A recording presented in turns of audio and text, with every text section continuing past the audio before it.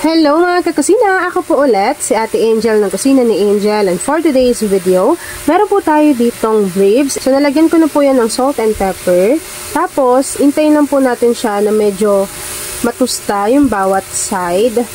At kapag nangyari po yun, pwede na muna natin tong iset aside kasi gagawin pa po natin yung next procedure. Para lang din lumabas na yung kanyang flavor at the same time, ay mas maganda rin yung kalalabasan ng ating recipe. Kaya, ginaganyan ko siya. Parang pinapatusta ko yung gilid. Yan. Ganyan lang yung ina-achieve natin. Yung magkaroon siya ng ganyan na medyo tusta lang. Okay, so, isi-set aside na po natin to. Yan. Tanggalin lang muna natin sa pan. Tapos, huwag yun nang hugasan pa yung kasirola ninyo o mga kawali. Kasi po, papan-fry din muna natin yung iba pang ingredients. Ito po ay hindi pa luto ha. Yan. After nating ma-set aside yung ating ribs, meron po tayo ditong carrots and potatoes. Yan. So, ipapan-fry lang po natin yung ating carrots pati yung ating potatoes. Kapag na-pan-fry na po natin yung ating carrots pati yung ating potatoes, maglalagay na po tayo dyan ng red and green bell pepper. So, madali kasing lumambot. Kaya inuna natin yung carrots, pati yung ating potatoes. Kaya ako ginaganito yung gulay. Kasi nagbibigay siya ng kakaibang flavor.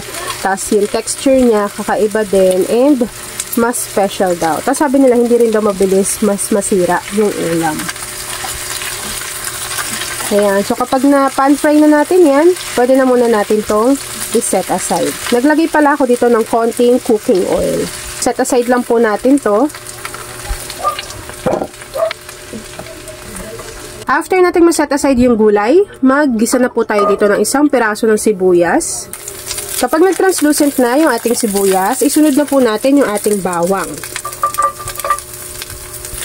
Ayan po ay 4 to 5 cloves. Hintayin lang din natin lumabas yung aroma ng ating garlic.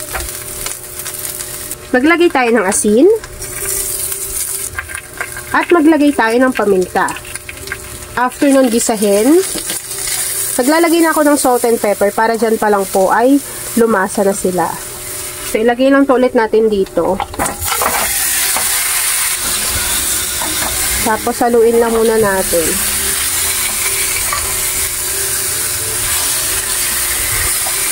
Maglalagay lang po tayo dito ng tubig. Kapag nailagay na po natin yung ating water, make sure na medyo nakalubog yung ating ribs kasi po hihintayin natin yung lumambot. So for example, naubos na yung water na inilagay natin na ito, tapos hindi pa naman ganun kalambot yung karne, pwede pa ulit kayong maglagay pa ng water, tapos hintayin ulit natin siyang lumambot. So ganun lang yung kanyang process. So ako, tatakpan ko lang yan, tapos hihintayin ko na po yung lumambot. Kapag medyo nag-reduce na yung water na inilagay natin, pwede na tayo dyang maglagay ng maliit na liver spread. Liit lang kasi gagamitin natin yung pangpalasa. After adding ng ating liver spread, maglagay lang din po tayo dito ng peanut butter. Ito po ay unsweetened.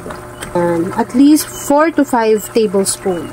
Tapos, haluin lang natin to hanggang sa matunaw yung ating liver spread pati yung ating peanut butter. Ikaw kakusina, naglalagay ka rin ba ng liver spread or peanut butter dito sa ating recipe, lalo na kapag ikaw ay magkakaldereta? Ito po ay version ko lang, pero nasa inyo naman kung gusto nyo subukan. And pwede rin kayo mag-comment sa ating comment box section kung ano yung version ninyo ng kaldereta. Sobrang dali lang ng recipe na to. Ang pinaka matagal lang naman dito ay yung pagpapalambot ng ating karne. Pero pwede naman kung yung gumamit ng laman kung ayaw nyo ng ribs, ayaw nyo ng baka, ganyan. After natin yung mahalo, maglagay na tayo dito ng 250 grams ng tomato sauce. Yan, tapos hinaan lang natin yung apoy.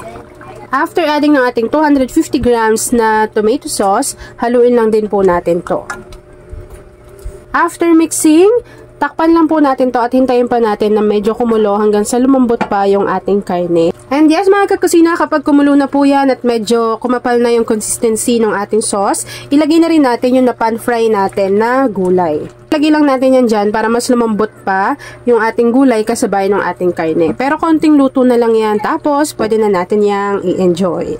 Grabe ang bango. At ayun na nga mga kakusina, kapag napansin nyo po na ganyan na yung kanyang sauce, halos nagmamantika na, pwede na po natin yang i-enjoy. Grabe ang bango. Yan lang mga kakusina. Thanks for watching and enjoy this video. Kain mga kakusina. Grabe yung sauce oh. Ito yung sinasabi na sarsa palang ulam na.